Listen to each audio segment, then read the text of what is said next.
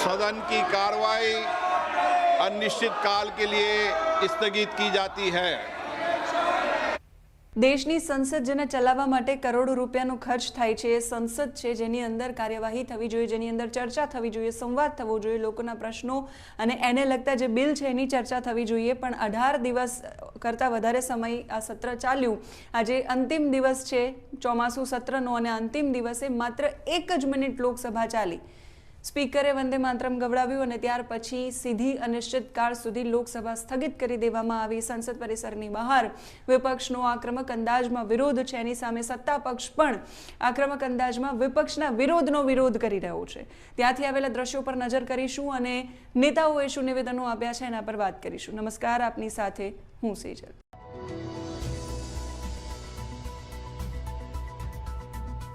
ચોમાસુ સત્રનો આજે અંતિમ દિવસ છે અને અંતિમ દિવસે ચર્ચા થવી જોઈએ। ગઈકાલે અમિત શાહ આવ્યા, જાહેરમાં પહેલી વખત નિવેદન આપ્યું અને એવું કહ્યું કે ચર્ચા માટે અમે તૈયાર છીએ। આજનો દિવસ વિપક્ષ માટે, આવતીકાલે હું જવાબ આપીશ। એ બધાની વચ્ચે રાહુલ ગાંધીએ નિવેદન આપ્યું કે અમારે શાહનું ભાષણ નથી સાંભળવું, અમારે એ સવાલનો જવાબ જોઈએ છે કે વિદ્યાર્થીઓ પર લાઠીચાર્જ કોણે કર્યો। એ બધાની વચ્ચે આજે અમિત શાહે લોકસભા સ્પીકરને પત્ર લખ્યો છે આ મુદ્દા પર ચર્ચા કરવા માટે। પણ લોકસભાની શરૂઆત થઈ, એના અંદર સ્પીકર, આખી કેબિનેટ આવી, મોદી હાજર હતા, અમિત શાહ હાજર હતા, પ્રધાનમંત્રી મોદી એમના તમામ મંત્રીઓની સાથે બધી જ આખી કેબિનેટ હાજર હતી, રાહુલ ગાંધી પણ હાજર હતા। વંદે માતરમ ગાવામાં આવ્યું અને ત્યાર પછી 1 જ મિનિટ લોકસભા ચાલી અને કાર્યવાહી સ્થગિત થઈ ગઈ।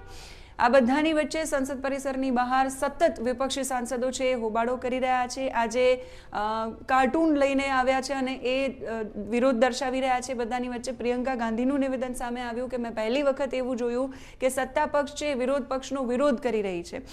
એ બધાની વચ્ચે નિશિકાંત દુબેનું નિવેદન સામે આવ્યું કે જે રાહુલ ગાંધીને પર આક્રમક અંદાજમાં પ્રહારો કરી રહ્યા છે। લોકસભાની કાર્યવાહી છે માંડ 96 કલાક જે છે એ ઓછી ચાલી છે। ચોમાસુ સત્રમાં 19 બેઠકો યોજાઈ। લોકસભા અને ગૃહના નિયમ પ્રમાણે જો તમે જોવા જાઓ તો સવારે એ ચાલુ થાય 11 વાગે તો સાંજે 6 વાગ્યા સુધી ચાલે। વચ્ચે 1 કલાકનો લંચ બ્રેક હોય, જેમાં બપોરે 1 વાગ્યાથી 2 વાગ્યા સુધી। એટલે સામાન્ય દિવસોમાં જો તમે ગણતરી કરો તો એક દિવસની 6 કલાક લોકસભાની કાર્યવાહી ચાલવી જોઈએ। પણ 19 બેઠકો થઈ અને 19 બેઠકમાં 114 કલાક કાર્યવાહી થવી જોઈતી હતી। પણ આંકડા જે સામે આવે એ પ્રમાણે 17 કલાક અને 30 મિનિટ ખાલી લોકસભાની કાર્યવાહી છે એ ચાલી છે। સામાન્ય નિર્ધારિત સમયની સરખામણીમાં લગભગ 96 કલાક ઓછી ચાલી છે। 2025નું ચોમાસું સત્ર હતું 21 જુલાઈથી 21 ઓગસ્ટ સુધી। લોકસભા અને રાજ્યસભાની 21 બેઠકો હતી અને માત્ર 37 કલાક કામ થયું હતું। એ દેશની સંસદ જેના 1 મિનિટના કરોડો રૂપિયાનો ખર્ચ થાય છે, કરોડો રૂપિયાના ખર્ચ છતાંય જે આ નાગરિકોના કામ થવા જોઈએ, જે આ જનતાના કામ થવા જોઈએ, એ સંસદ છે સંવાદથી દૂર છે। નજર કરીએ સંસદની બહાર જે આક્રમક દ્રશ્યો સામે આવ્યા ત્યાંથી અને જે હોબાળાના દ્રશ્યો અંદરથી સામે આવ્યા એના પર સાંભળીએ નેતાઓએ શું નિવેદન કર્યા છે, શું એકબીજા પર આક્રમક પ્રહારો કર્યા છે એને પણ।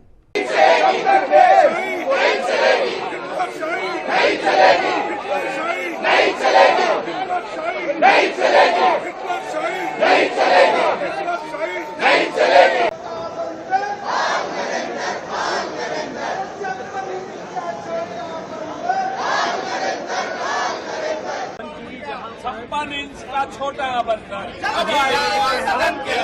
56 इंच का छोटा बंदर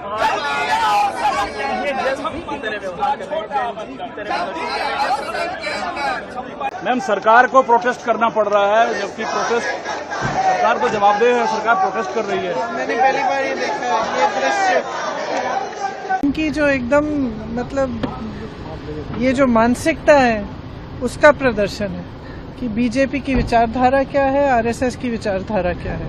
इसका खंडन होना चाहिए, प्रधानमंत्री जी को इसका खंडन करना चाहिए और माफी मांगनी चाहिए। ये क्या तरीका है? लोगों पर होनी चाहिए मैम, इस तरीके के लोगों मैम सेशन जिस तरह से वॉश आउट हुआ मैम, पूरा इस पर क्या कहेंगी मैम? गृह मंत्री प्रधानमंत्री जी आज आए हैं वंदे मातरम गाने के लिए, आज आए हैं। पूरा सेशन चला है, न प्रधानमंत्री जी आए न गृह मंत्री जी आए, तो कैसे चलेगा फिर ये लोकतंत्र और ये पार्लियामेंट? चर्चा भी नहीं हो पाई, बिल बेशक पास हुए लेकिन उत्तरदायित्व भी फिक्स नहीं हो पाया ना। अकाउंटेबिलिटी किसकी थी? फट्टे पे कील लगाने की अकाउंटेबिलिटी किसकी थी? पैलेट गन की अकाउंटेबिलिटी किसकी थी? अकाउंटेबिलिटी के बगैर लोकतंत्र का कोई मायने है? छोटा सा सवाल है।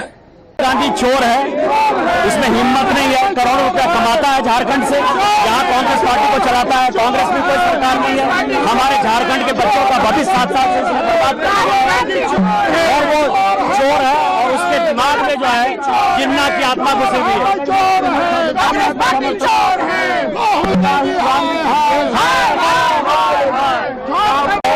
उसके मानसिकता में जिन्ना की आत्मा घुसी हुई है, वो देश को तोड़ना चाहता है, हमारे बच्चों के भविष्य को 7 साल से बर्बाद कर दिया है, वहां से पैसा लूट कर आता है, कांग्रेस पार्टी को चलाता है। उनमें इतनी हिम्मत और हैसियत नहीं है कि सरकार से समर्थन वापस ले। जब तक सीबीआई इंक्वायरी नहीं होगी तब तक हम आदित्य साहू जी अपने प्रदेश अध्यक्ष जी के नेतृत्व में आंदोलन करते रहेंगे, और जो भी दिशा निर्देश होगा छात्रों के साथ तन मन और धन से जो है भारतीय जनता पार्टी लगी रहेगी। भारतीय जनता पार्टी झारखंड और बिहार भी साथ में है, बंदर रखा हुआ है, पूरा देश साथ में है। बंदर तो खुद ही है ना, बंदर खुद ही है ना। देश तोड़ने वाली ताकत के साथ जो है वो प्रधानमंत्री आवास का घेराव करने आ जाता है। हिम्मत है तो वो झारखंड में सरकार से समर्थन क्यों नहीं वापस ले रहा है? वो जिन्ना का जो है असली वारिस यदि को है तो राहुल गांधी। पेश कर रहे थे विपक्ष के तमाम सांसद सरकार के खिलाफ, आपको नहीं लगता है आपत्तिजनक? ये बहुत आपत्तिजनक है। इन्होंने तो यहाँ पूरा माहौल खराब करके रखा हुआ है, और जिस तरह से आप देख रहे हैं दिन ब दिन यहाँ पर माहौल बहुत ज्यादा खराब होता जा रहा है। और राहुल गांधी जो है होम मिनिस्ट्री से क्वेश्चन पूछ रहे हैं, लेकिन कह रहे हैं होम मिनिस्ट्री को हम बात नहीं करने देंगे। ये किस तरह की बातें हैं? उनको कह रहे हैं चर्चा कीजिए, कहते हैं हमें जवाब नहीं चाहिए, हमें चर्चा चाहिए। फिर कहते हैं चर्चा कीजिए तो कहते हैं हमें चर्चा नहीं, जवाब चाहिए। ये बातों में उलझा रहे हैं। इसका मतलब इनके पास कोई मुद्दा नहीं है, विपक्ष के पास कोई मुद्दा नहीं है। डेवलपमेंट को लेकर, देश की उन्नति को लेकर, आर्थिक व्यवस्था को लेकर, डिफेंस को लेकर जब कोई मुद्दा नहीं रह गया है तो ये जो है अपने टेंट्रम दिखा रहे हैं यहाँ पर। कभी देखे हैं आप 12 साल से सत्ता पे बैठे हुए सरकार अभी लीडर ऑफ ऑपोजिशन को मुर्दाबाद बोल रहे पार्लियामेंट में। इनकी ये हालत हो गई है, इनकी ये हालत हो गई है कि प्रधानमंत्री, गृह मंत्री सदन से आने से डरते हैं। सीढ़ी में बैठ के वो कल इंटरव्यू दे रहे हैं। प्रधानमंत्री का तो कोई नाम निशाना नहीं है पूरा सेशन में। आज आखिरी दिन है और सत्ता पक्ष ट्रेजरी बेंच की ये हालत हो गई है कि हमसे कंपटीशन करने वो आज सीढ़ी पे उतर आए, आज उनके कंपटीशन करने सीढ़ी पे उतर आए, ये हालत हो गई है उसकी।